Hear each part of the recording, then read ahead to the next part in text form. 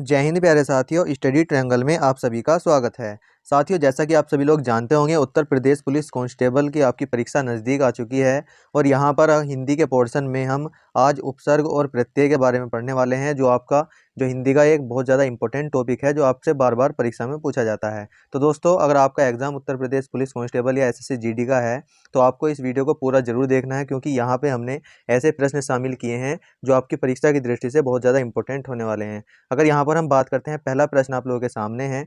यहाँ पर आपके सामने है पहला प्रश्न, उपसर्ग का प्रयोग होता है। जी हाँ दोस्तों, यहाँ पे आप लोगों को बताना है कि उपसर्ग का प्रयोग कहाँ पर होता है। आपके ऑप्शन है शब्द के आदि में, शब्द के मध्य में, शब्द के अंत में, या फिर इनमें से कोई नहीं। अगर यहाँ पर हम बात करते हैं, इसका राइट आंसर हो जाएगा ऑप्शन नंबर ए, शब्द के आदि में जो है उपसर्ग का प्रयोग होता है। आदि का मतलब होता है शब्द के पहले उपसर्ग का प्रयोग होता है। अगर प्रत्यय की बात करते हैं तो शब्द के अंत में जो है प्रत्यय प्रयोग होता है। ये बात आप लोगों को याद रख लेनी है।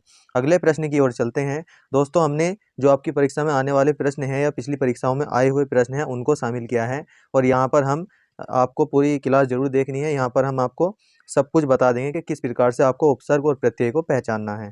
तो यहाँ पर प्रश्न नंबर अगर 2 की हम बात करते हैं, जो धातु या शब्द के अंत में जोड़ा जाता है उसे क्या कहते हैं। तो यहाँ पर मैंने आप लोगों को पहले प्रश्न में बताया कि जो अंत में जोड़ा जाता है उसको हम क्या बोलते हैं, प्रत्यय बोलते हैं। तो यहाँ पर ऑप्शन नंबर डी इसका राइट आंसर हो जाएगा। धातु का मतलब होता है अगर कोई भी शब्द बना होता है वह धातु से मिलकर बना होता है। जैसे क्रिया शब्द हम लेने लगे तो यहाँ पर जैसे चलना क्रिया है, तो यहाँ पर ना प्रत्यय लगाकर ये क्या बना है, चलना बना है। लेकिन ये जो चल है इसी को हम क्या बोलते हैं, धातु बोलते हैं। ये बात आप लोगों को याद रख लेनी है। तो किसी भी धातु के अंत में जो शब्द जोड़ा जाता है तो इसको हम क्या बोलते हैं, प्रत्यय बोलते हैं। आगे अगर हम बात करते हैं, आगे आपके सामने है प्रश्न नंबर 3, प्रख्यात में प्रयुक्त उपसर्ग है। जी हाँ दोस्तों, एक शब्द आप लोगों को दिया गया है प्रख्यात, और इसमें आप लोगों को बताना है कि उपसर्ग कौन सा है। तो उपसर्ग के बारे में मैंने आपको बताया कि उपसर्ग शब्द से पहले लगते हैं।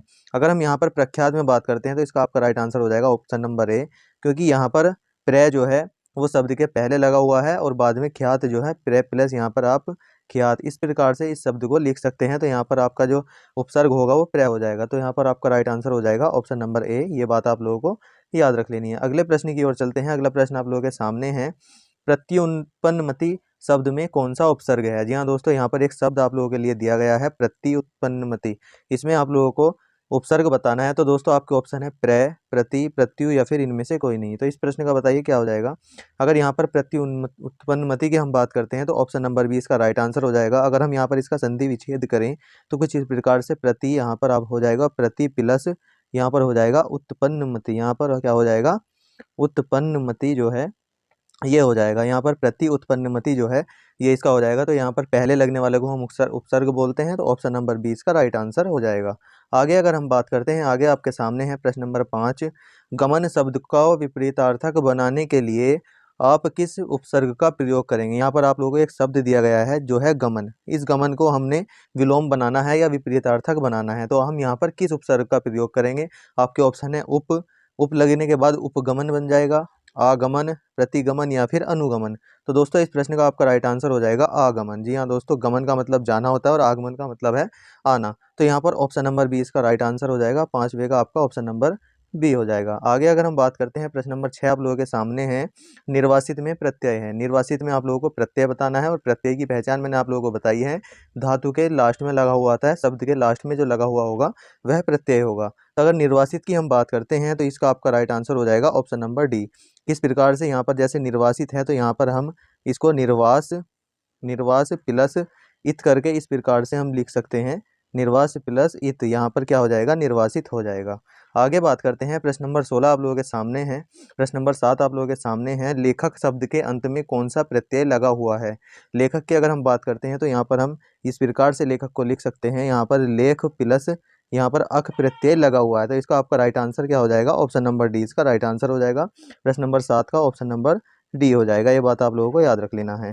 आगे आप लोगों के सामने है प्रश्न नंबर 8, अनुज शब्द को स्त्रीवाचक बनाने के लिए किस प्रत्यय का प्रयोग करेंगे। अनुज को हमें स्त्रीवाचक बनाना है तो किस शब्द का प्रयोग करेंगे। यहाँ पर आपके सामने है अनुज, और इसको हमने क्या बनाना है, स्त्रीवाचक हमें बनाना है। तो किस चीज़ का प्रयोग हम यहाँ पर करने वाले हैं। आपके ऑप्शन है इक, इया, आ, या फिर ई।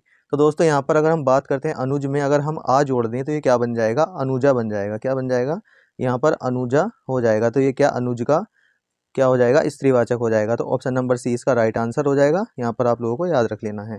प्रश्न नंबर 9 आप लोगों के सामने है।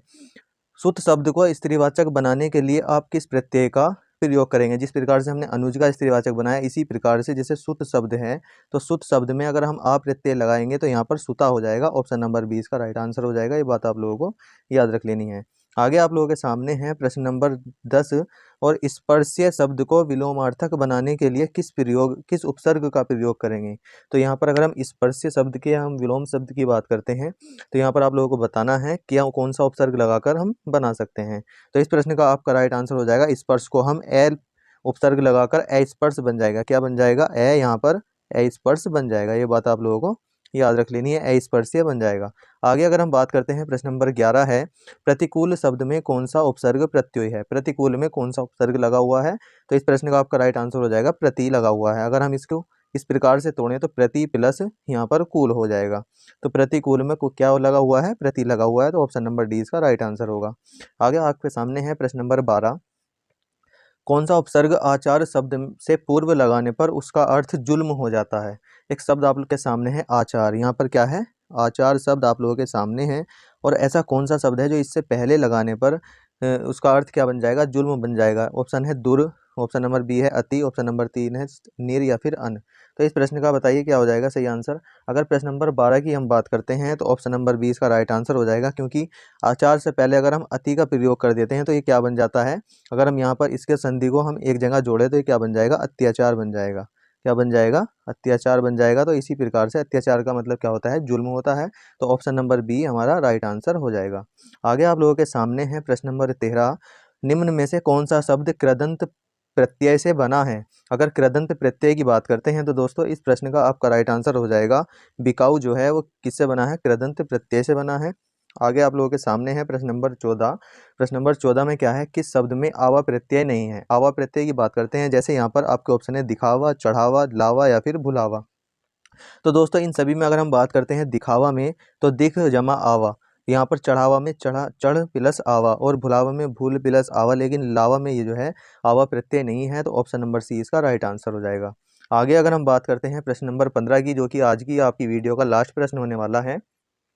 इनमें से कौन सा शब्द समूहवाचक प्रत्यय नहीं है। अगर समूहवाचक प्रत्यय की हम बात करते हैं तो यहाँ पर आप लोगों को बताना है कि समूह मतलब जिस शब्द के अंत में ये शब्द लग जाएं वो और समूह बन जाएं, तो उसको बताना है कि वह कौन सा नहीं है। अगर हम यहाँ पर बात करते हैं लोग, ये अपने आप में एक समूहवाचक प्रत्यय है। गण, अगर हम किसी शब्द के आगे गण लगा देते हैं तो वे क्या बन जाता है, समूहवाचक बन जाता है। जैसे अध्यापक गण, वर्ग लगा देते हैं वह भी समूहवाचक बन जाएगा। लेकिन प्रेस अपने आप में एक शब्द है, प्रेस जो है प्रिंटिंग प्रेस वगैरह को आप समझ सकते हैं। तो यहाँ पर ऑप्शन नंबर डी आप लोगों का राइट आंसर हो जाएगा। उम्मीद करता हूँ आप उपसर्ग और प्रत्यय बनाना सीख गए होंगे। तो आप यहाँ पर बहुत ज़्यादा इंपॉर्टेंट क्लास आप लोगों के लिए थी। अगर आपने यहाँ तक क्लास पर बने हुए हैं तो बहुत बहुत धन्यवाद क्लास पर बनने का। और आपका कोई डाउट है तो आप कमेंट बॉक्स में पूछ सकते हैं। और मिलते हैं किसी अन्य वीडियो में। जय हिंद।